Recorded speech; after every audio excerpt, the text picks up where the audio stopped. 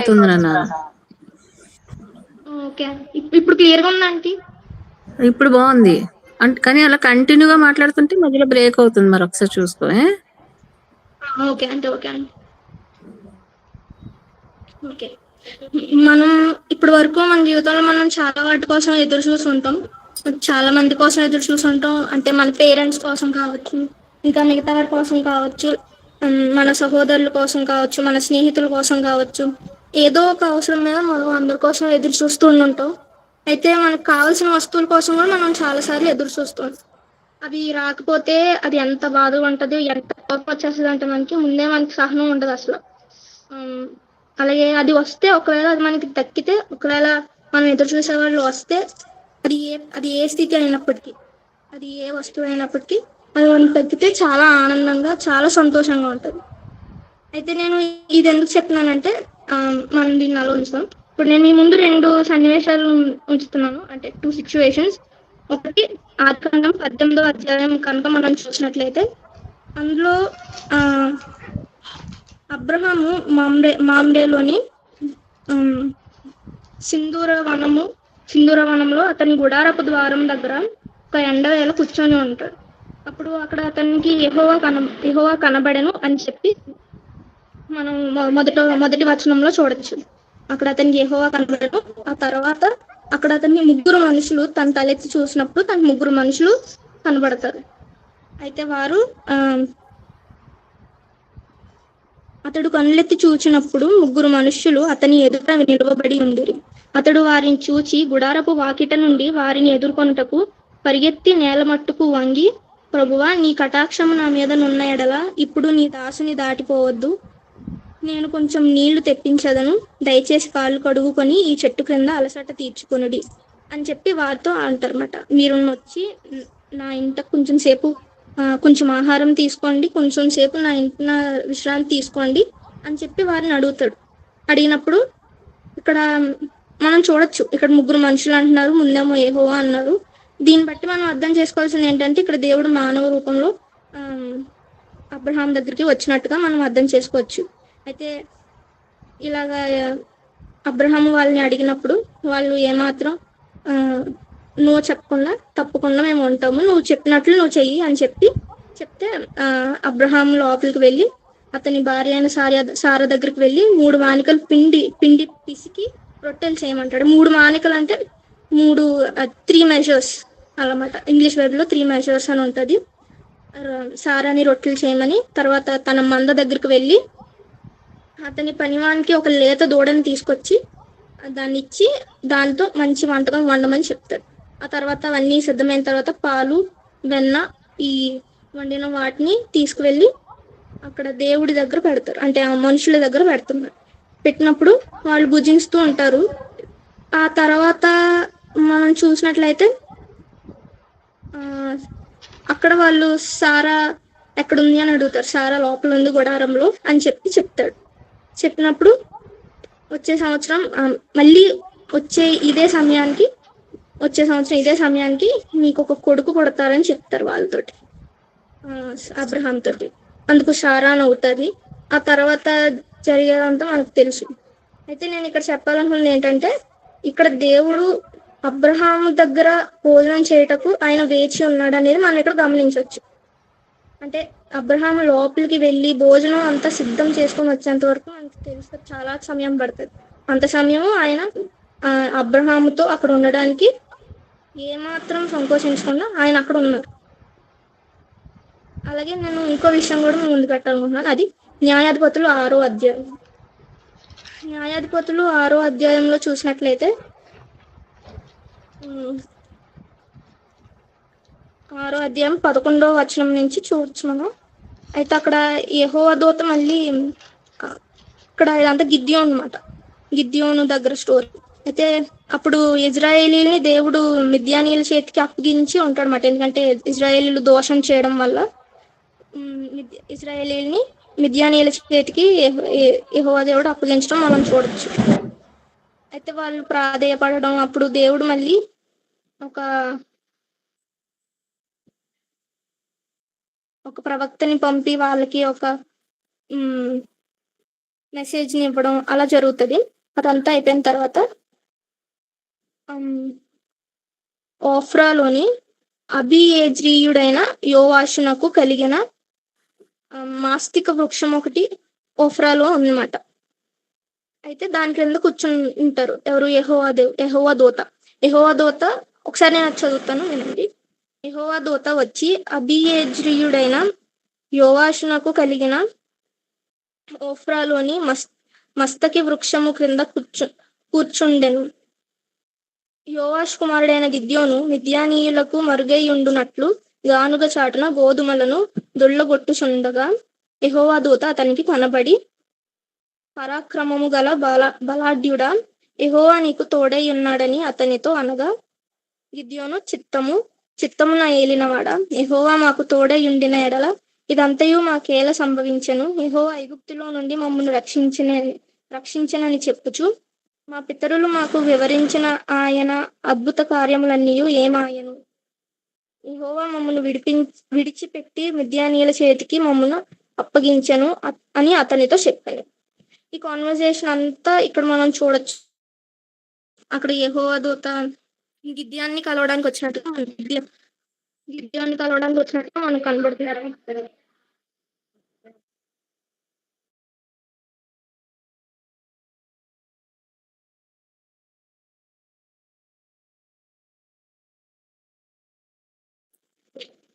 అయితే వినిపిస్తుందా అండి? వాయిస్ కట్ అయిందమ్మా, వాయిస్ కట్ అయింది. ఓకే.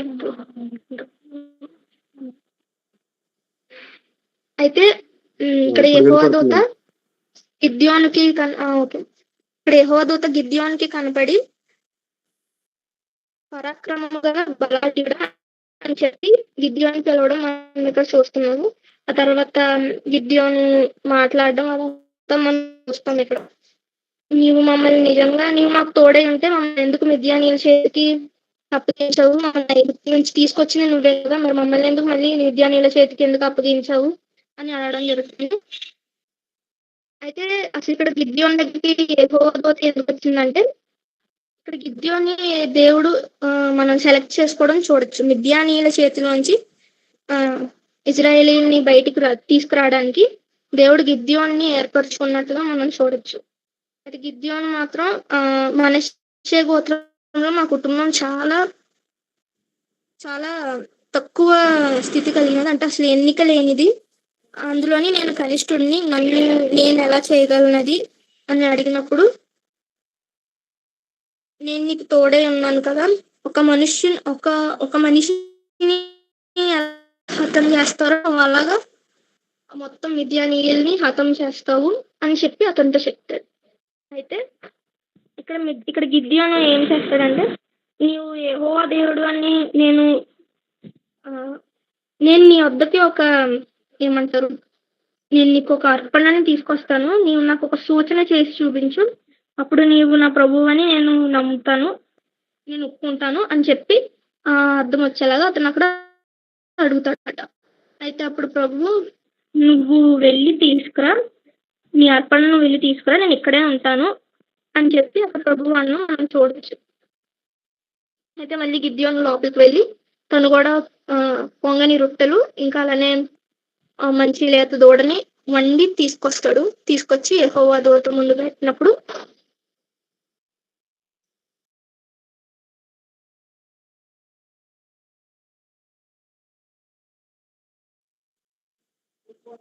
అక్కడ యెహోవా దూత ముందు పెట్టినప్పుడు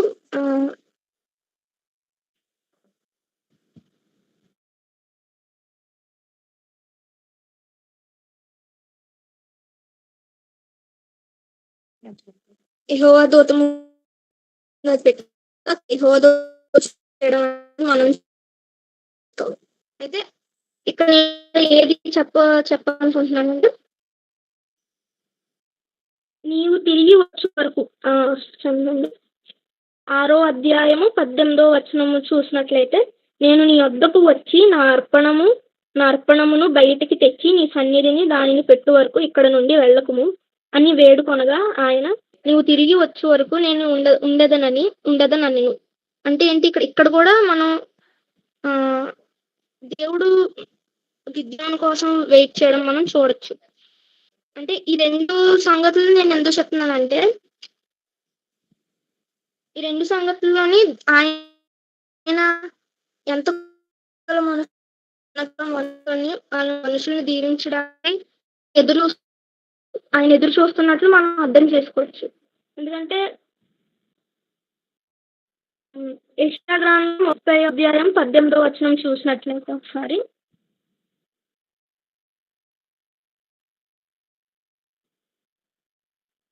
కావున మీ అందు దయ చూపవలెనని యెహోవా ఆలస్యం చేయుచున్నాడు. మిమ్మల్ని కరుణింపవలెనని ఆయన నిలువబడి ఉన్నాడు. యెహోవా న్యాయం తీర్చు దేవుడు. ఆయన నిమిత్తం కనిపెట్టుకుని వారందరూ ధన్యులు. ఈ వచనంలో చూస్తే మనకు అర్థమవుతుంది ఆయన ఎప్పుడు మన కోసం ఎదురు చూస్తూ ఉంటారని. అది ఈ 2 సంగతులని గురించి నేను ఎందుకు చెప్పానంటే, ఈ 2 సంగతులని మనం ఎగ్జాంపుల్స్ గా తీసుకోవచ్చు. ఆయన వేచి ఉండడం అనేది మనం ఈ 2 సంగతుల నుంచి మనం ఎగ్జాంపుల్స్ గా తీసుకోవచ్చు. అలాగే యెషయా గ్రంథం కూడా దానికి ఆధారంగా మనకి ఇక్కడ నిలుస్తుంది. మనల్ని కరుణించాలని ఆయన మనల్ని దీవించాలని ఆయన ఎప్పుడు ఎదురు చూస్తూ ఉంటారు. ఆయన మనల్ని ఎంత ప్రేమిస్తున్నారు అనేది మనం ఇక్కడి నుంచి కూడా మనం స్పష్టం చేసుకోవచ్చు. ఎందుకంటే మనం మామూలుగానే ఏదైనా దేనికోసమైనా వెయిట్ చేసినప్పుడు మనకి అసలు సహనమే ఉండదు. అది ఎంత ఇష్టమైన వాళ్ళైనా సరే వాళ్ళు ఒకవేళ ఎవరైనా వెయిట్ చేయించారంటే మనకి సహనం ఉండదు. ఎంతో బాధ వచ్చేస్తుంటది, ఎంతో కోపం వచ్చేస్తుంటది. మనం ఆయన పాద ధూళితో కూడా మనం సరిపడు. అదే మనకే అంత కోపం వచ్చేస్తున్నప్పుడు ఆయన మన కోసం వెయిట్ చేస్తున్నారు అనేది మనం ఆలోచిస్తే ఒకసారి ఎలా ఉంటుంది చెప్పండి. అంటే మనం ఆయన పాద ధూళి సరిపడు. అలాంటిది మన కొరకు ఆయన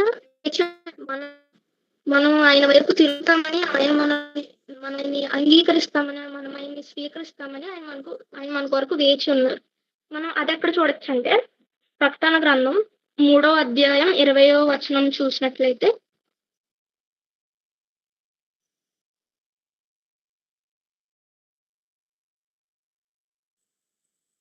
ఇదిగో నేను తలుపు నొద్ద నిలుచుండి తట్టుచున్నాను. ఎవడైనాను నా స్వరము విని తలుపు తీసిన ఎడల నేను అతని వద్దకు వచ్చి అతనితో నేనును నాతో కూడా అతడును భోజనము చేయుదు. మనకి పాట కూడా తెలుసు, హృదయం అనేది తలుపు నొద్ద యేసునాథుండు, అతడు సతయుడగుచు తట్టుచుండు సకల విధములను అని చెప్పి ఆ పాట కూడా మనకి తెలుసు. అది కీర్తన పుస్తకంలో ఉంటది. ఆ పాటని ఈ వచనం నుంచే రాశారని మనం అర్థం చేసుకోవచ్చు. అయితే ఇక్కడ మనం చూస్తున్నాం ఇది ఆయన ఏ తలుపు నొద్ద ఉన్నారనేది మనం అర్థం చేసుకోవచ్చు. ఇక్కడ ఆయన మన హృదయం అనే తలుపు నొద్ద ఉన్నారు. మనం తెరవాల్సిన తలుపు మన హృదయం అనేది తలుపు. హృదయంలో దేవునికి చోటు ఇవ్వడం అంటే మనం చిన్నప్పటి నుంచి వింటున్నాం, కానీ అది ఎప్పుడు మనం అంత సీరియస్ గా తీసుకుంది లేదు, మనం చేసింది లేదు.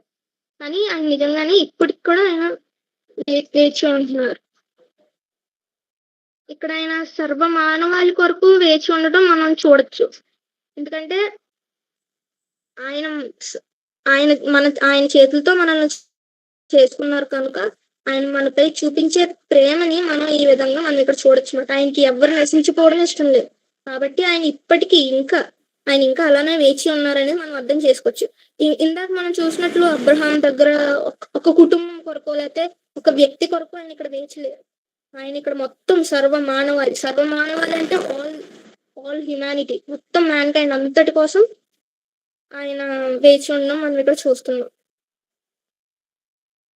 అయితే మనం ఎప్పుడు స్వీకరిస్తామని, మనం ఆయన ఎప్పుడు అంగీకరిస్తామని ఆయన ఎదురు చూస్తున్నట్లు మనం అర్థం చేసుకోవచ్చు. మనం తిరిగి ఆయన వైపు చూస్తామని, ఆయనను అంగీకరిస్తామని. మనం చాలా సార్లు ఆయన రాకడ త్వరలో ఉందని ఇందాక పాటలో కూడా యేసు రాజుగా వచ్చిచున్నాడు, భూలోకమంతా ఆ పాటలో కూడా మనం అర్థం చేసుకోవచ్చు. నిజంగానే ఆయన వస్తున్నారు, త్వరలోనే వస్తున్నారు, నిజమే. అది మనం ఎప్పటి నుంచి 2000 సంవత్సరాల నుంచి మనం అదే వింటుంది. మరి ఇప్పుడు త్వరలో అన్నప్పుడు మనం ఏమనుకుంటాం, next second are the next day or next month or next year మనం అలా అనుకుంటాం, లేకపోతే ఒక 10 సంవత్సరాల గ్యాప్ అయినా అనుకుంటాం. కానీ అది 2000 సంవత్సరాల నుంచి నేను వస్తున్నాను, త్వరలోనే వస్తున్నాను అన్న ఆయన ఇంకా రాలేదంటే దాని అర్థం ఏంటి? He still waiting. ఆయన మనకి ఇంకా సమయాన్ని ఇస్తున్నారు.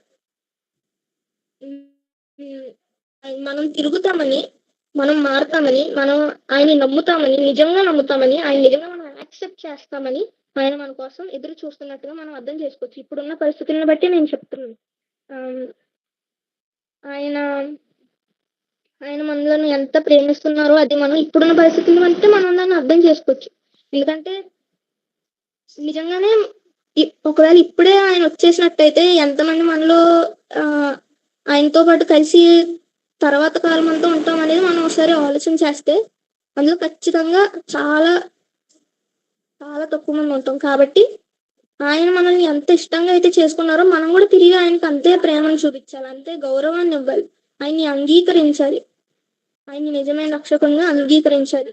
ఆయన ఈ లోకంలో మనకు చూపించిన నడకలను మనం అనుసరించి మనం కూడా అందులోనే నడవాలి.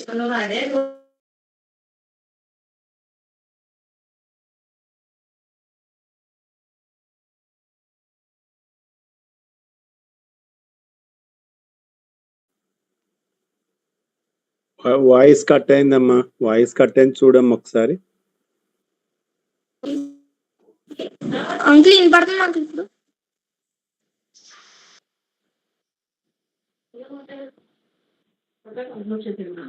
వినపడుతుందా అంకుల్? హలో,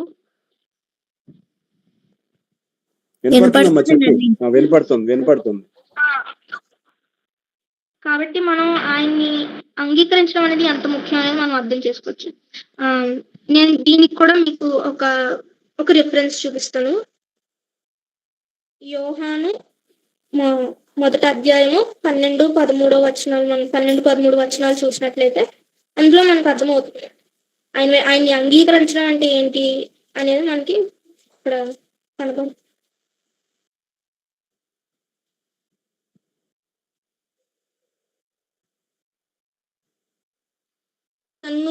నన్ను ఎందరు అంగీకరించిరో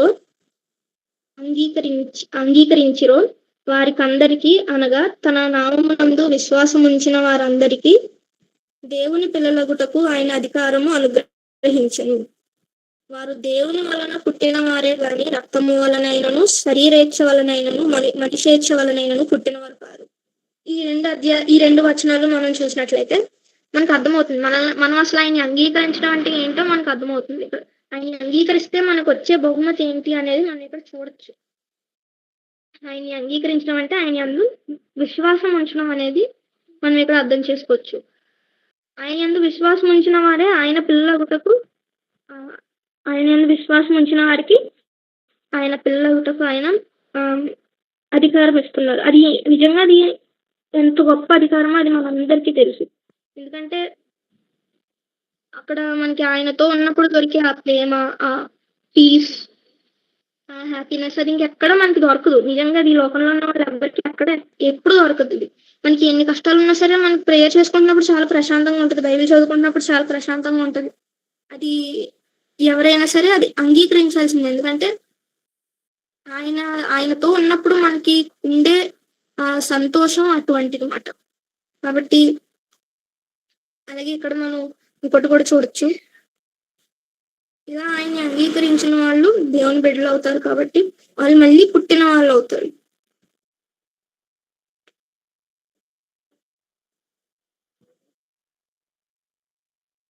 వాళ్ళు మళ్ళీ దేవుని వలన పుట్టిన వాళ్ళు అవుతారు. అంటే మనం ఇప్పుడు మామూలుగా మనం బయోలాజికల్ గా మనం పుట్టేసాం, కానీ ఆయన్ని అంగీకరించిన తర్వాత మనం జీవించే జీవితమే అసలైన జీవితం.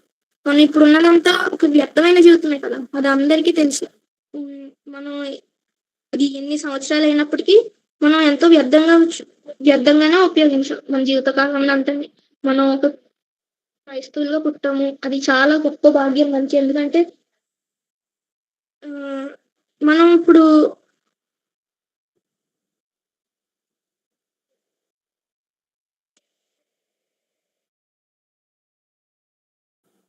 మళ్ళీ కట్ అయిందమ్మా వాయిస్. అయితే మనం ఆయన అంగీకరించడం అనేది ఎంత ముఖ్యమో మనకి ఇక్కడ అర్థమవుతుంది. కాబట్టి మనం కూడా ఆయన పిల్లలుగా ఉండడానికి మనం కూడా ప్రయత్నిద్దాము. మనం ఇది మాత్రం చాలా జాగ్రత్తగా అర్థం చేసుకోవాలి. అది ఆయన మన కొరకు ఎదురు చూస్తున్నారు అనేది అసలు మనం మర్చిపోకూడదు. ఎందుకంటే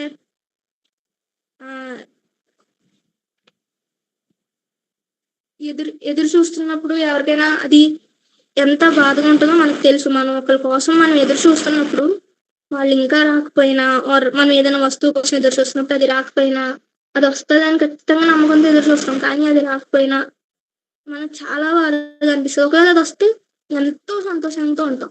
అలాంటిది ఆయన మనల్ని ప్రేమించినట్టుగా ఆయన ఇంకా దేన్ని ప్రేమించట్లేదు.